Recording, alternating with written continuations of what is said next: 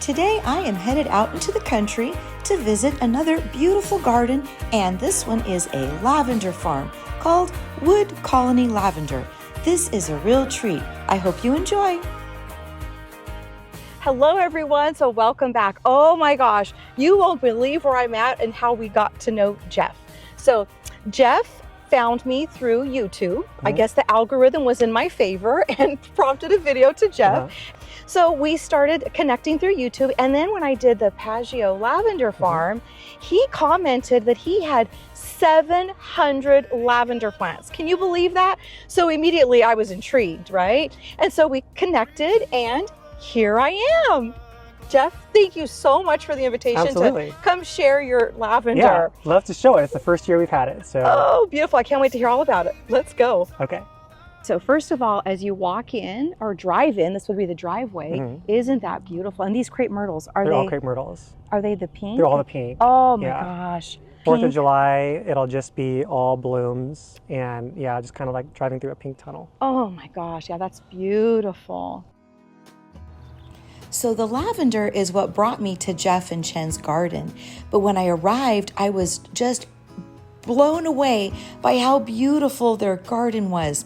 Both their vegetable garden and their backyard just kept going on and on with so many beauties and so much detail and history.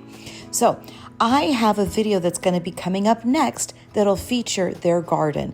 Please be sure to subscribe and be on the lookout for that.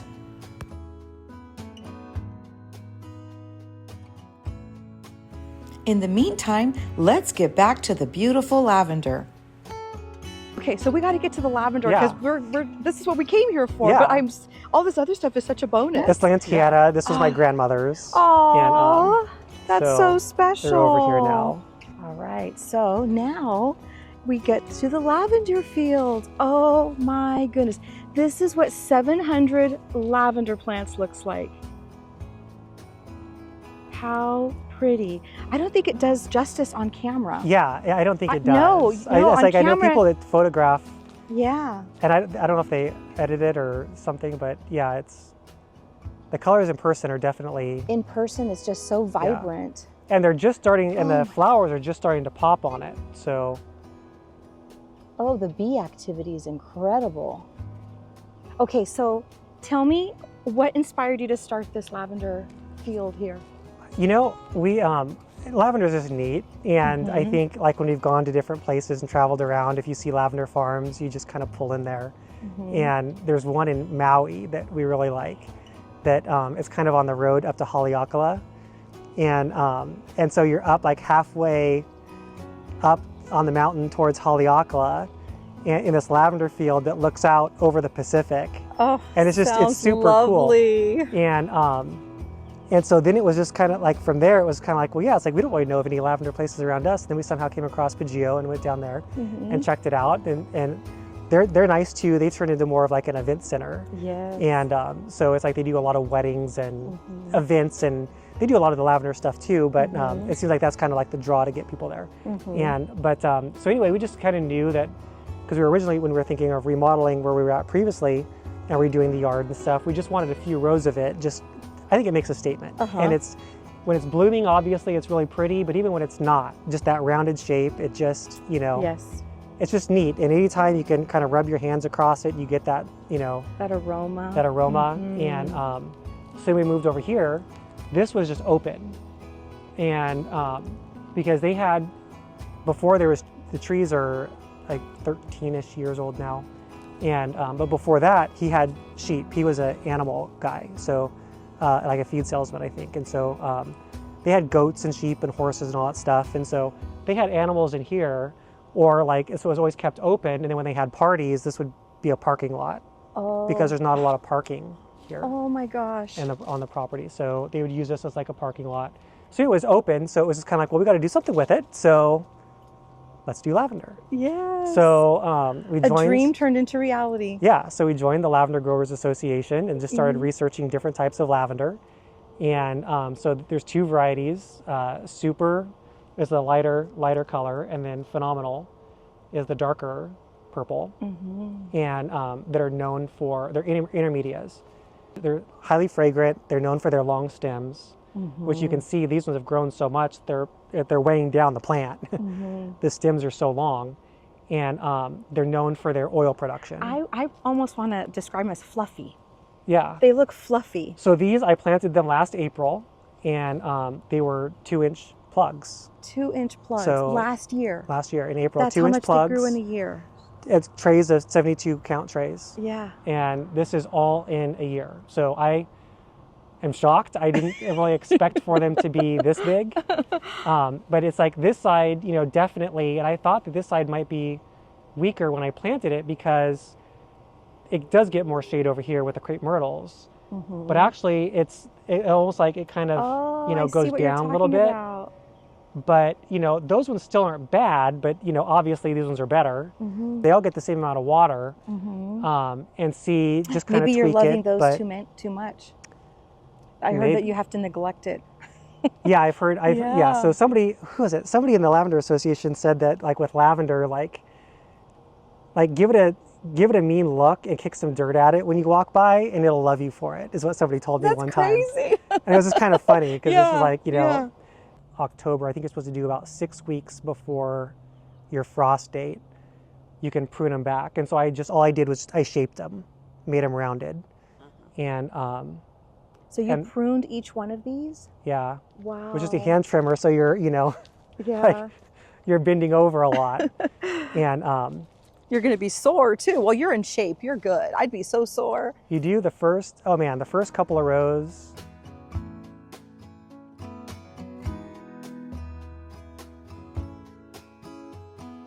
Feathers in my hair and braids around my waist. I'm almost a bird.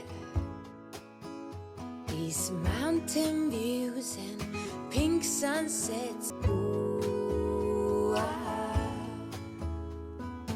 Ooh, ah. We all strive to be more. We all long. It's interesting too, even the growth habit, I prefer the growth habit on the phenomenal because it stays more compact than like a bush. And the super, like the wood, is very thick. And it's definitely harder to prune. Like, you know, so pruning them, the phenomenal went a lot faster, but little things like that. But they're both really pretty.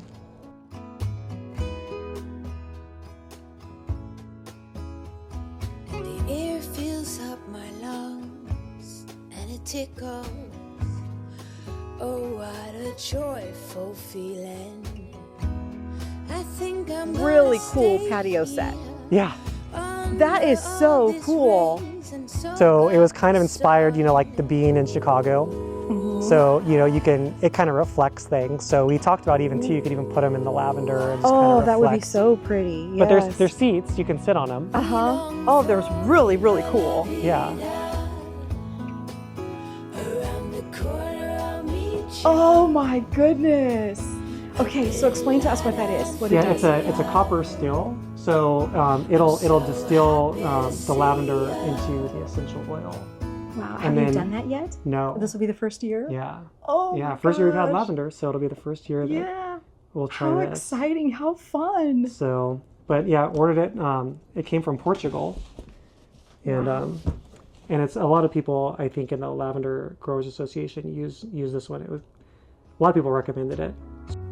So it was really neat because Jeff and Chin invited me back to watch the process of extracting the oils. So stay tuned for that.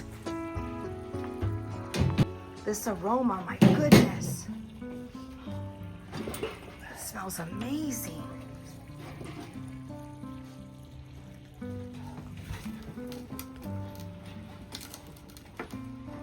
This is a chamber. Every time you pull it about 8 to 10 pounds lavender here, and then I usually get around like 4 to 5 ounces. Yeah, lavender oil plus hydrosol. Okay. Yeah. Okay. Wow.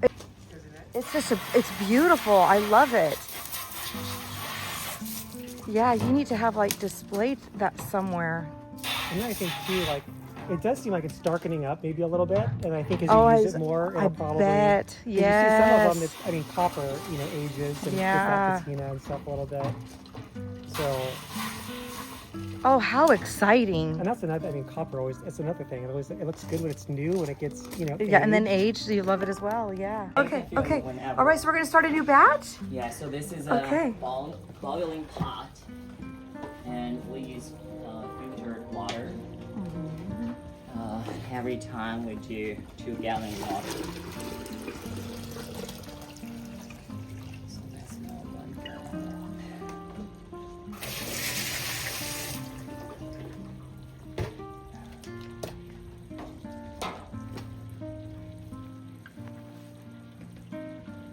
Can't believe you're making lavender essential oil in your backyard.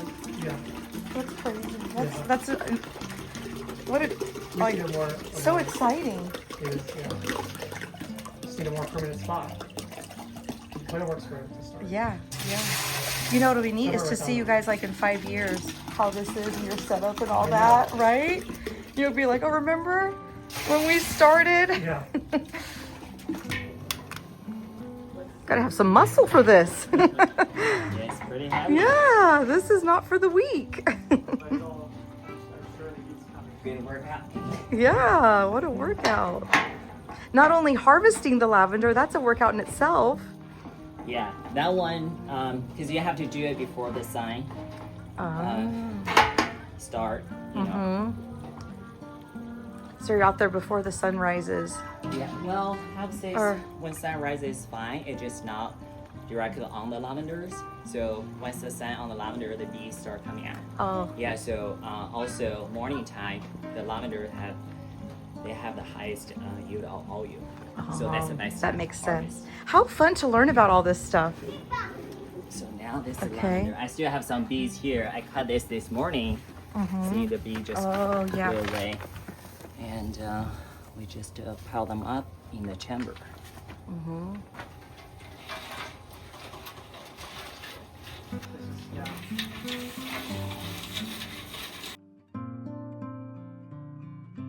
When you cut them off, they do have some stem there, and then that can give you a little space so the steam can go through. Oh. Yeah, but you don't want too many stem there, like too long. You don't want too long, because that will affect the quality of the oil.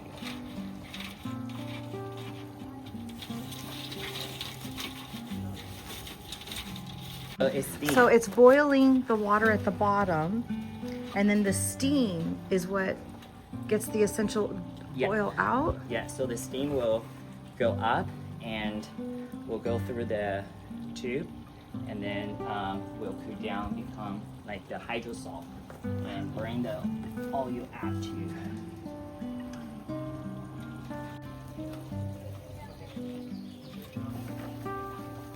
That copper next to that purple, that looks so pretty. Yeah, Oh my gosh, that's so pretty. especially under the sun, looks like a little Yeah.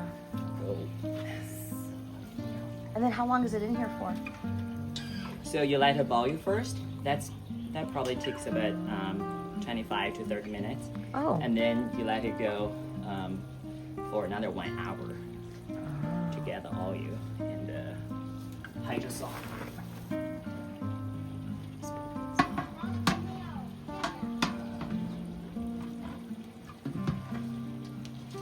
How fun. Huh.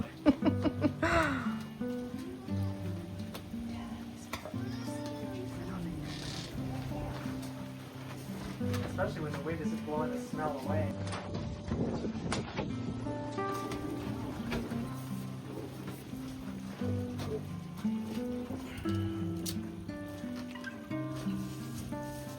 It looks so fancy.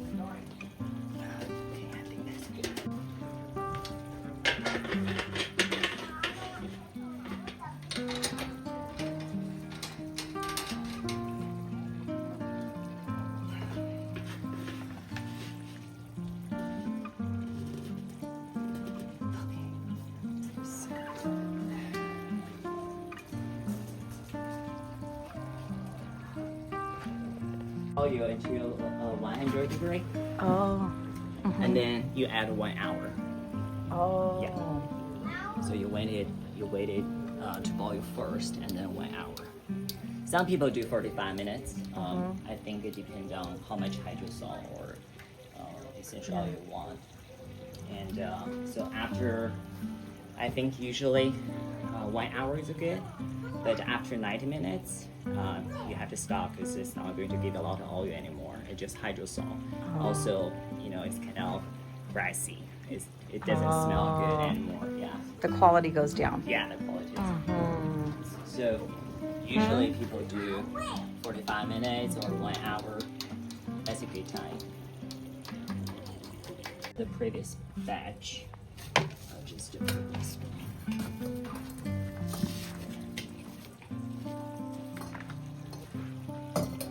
It's like a little science room here. We got chemistry going here.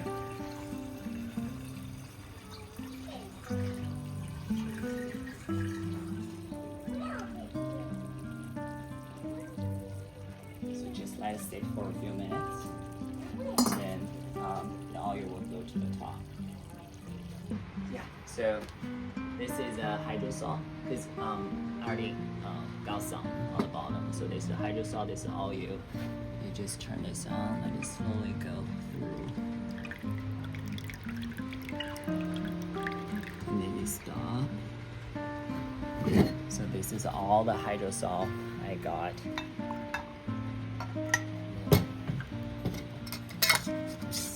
And then you said that's for like room sprays. Yeah, for facial spray, facial. room spray, for soap or lotion, anything. Yeah. So this is oil. So this is from today. Wow. And every time when I do it, I will measure it. See how much oil I get. And then you turn it on, and the oil will come out.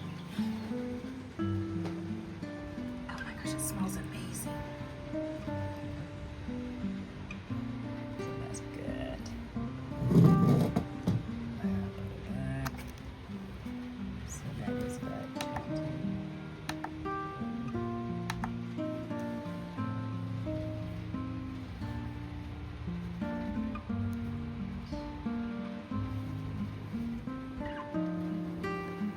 So total, the last batch gave us about 5 ounces oil. Wow. That's so precious, right? You want to smell this? Yes, I do.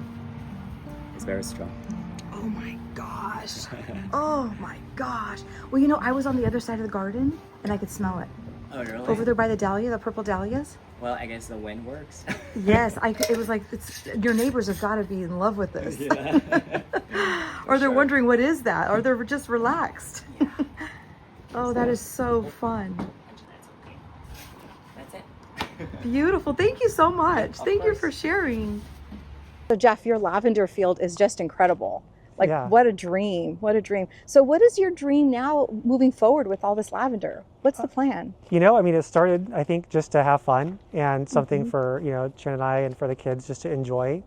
And, you know, so for this year, just, we didn't know what to expect, right? So didn't expect to have this many blooms or anything. And so, you know, got the distiller and can just start distilling some, or if people want some fresh or dried lavender, you know, like, just to, you know, and that's how it seems like when joining the Lavender Growers Association too. It's like a lot of people just started it because they enjoyed it. And then it kind of grew into something else. And so, so that's where it's like, you know, maybe make some products or, you know, just do different things with it, because we got to do something with it. We want to share it, you know. And so, you know, right now I think, you know, Chin's working to, he's found some people that want to come out and do pictures. A lot of people like to do pictures in lavender fields. And so, so he's got some people that are interested in doing that and coming out and doing that. And yeah, so we'll just kind of see how it goes. You know what? And distill it and, you know, or whatever. And like somebody said in the Lavender Growers Association too, like if you can't sell or do anything with it, you have a beautiful lavender field to look at. That's So, right. I love that. I love that. We let it take its time. We long for viva la vida. Around the corner I'll meet you. So thank you to Jeff and Chen and their beautiful family for having us come and experience this. It was just a beautiful, beautiful thing to experience and be a part of and to share with everyone here. So I invite you to go check out their information if you're interested. And don't forget, the next video is going to be a tour of their beautiful, beautiful garden. So subscribe, hit the notification bell so you don't miss it. Thank you for being here. Thank you for watching. And until next time, happy gardening.